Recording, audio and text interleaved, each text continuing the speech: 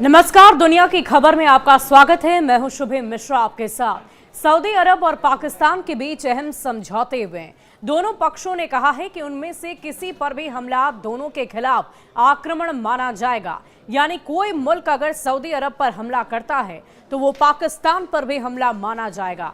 इस समझौते पर सऊदी अरब के क्राउन प्रिंस मोहम्मद बिन सलमान और पाकिस्तान के प्रधानमंत्री शहबाज शरीफ ने हस्ताक्षर भी किया है। एक बयान में ये कहा गया कि शरीफ क्राउन प्रिंस के निमंत्रण पर सऊदी अरब गए थे और दोनों देशों के बीच हुए इस समझौते पर भारत ने अपनी प्रतिक्रिया दी है। विदेश मंत्रालय ने कहा कि हमने सऊदी अरब और पाकिस्तान के बीच एक रणनीतिक समझौते पर हस्ताक्षर किए जाने की रिपोर्ट्स भी देखी है। सरकार को यह पता था कि ये हो सकता है, जो दोनों देशों के बीच एक दीर्घकालिक व्यवस्था को औपचारिक रूप देता है। ये लंबे समय से विचाराधीन था। विदेश मंत्रालय ने कहा कि हम अपनी राष्ट्रीय सुरक्षा के साथ साथ क्षेत्रीय और वैश्विक स्थिरता पर भी इस घटनाक्रम के प्रभावों का अध्ययन करेंगे।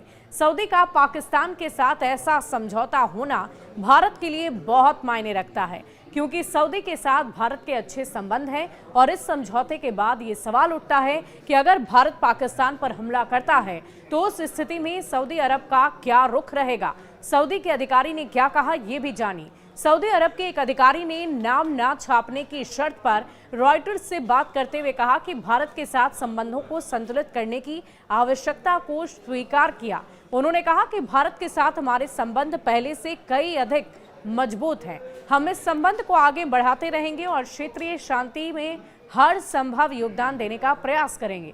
अधिकारी ने कहा कि एक व्यापक रक्षात्मक समझौता है जिसमें सभी सैन्य साधन शामिल हैं। पाकिस्तान और सऊदी अरब के बीच दशकों की घनिष्ठ व्यापारिक और सैन्य संबंध लंबे वक्त से रहे। 1967 से पाकिस्तान ने 8,200 से ज्यादा सऊदी सशस्त्र बलों के जवानों को प्रशिक्षित किया है और दोनों पक्षों ने कई संयुक्त सैन्य अभ्यास भी किए। 2023 में पाकिस्तान को सऊदी अरब से $2 अरब की वित्तीय सहायता मिली थी और एक साल बाद रियाद ने ऋण $3 अरब का बढ़ा दिया।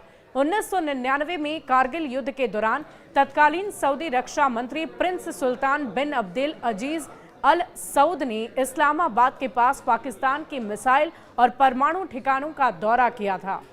वहीं 22 अप्रैल को जब पहलगाम में हमला हुआ तब पीएम मोदी सऊदी अरब में ही थे और इसके बाद भारत ने पाकिस्तान के खिलाफ ऑपरेशन सिंदूर शुरू किया।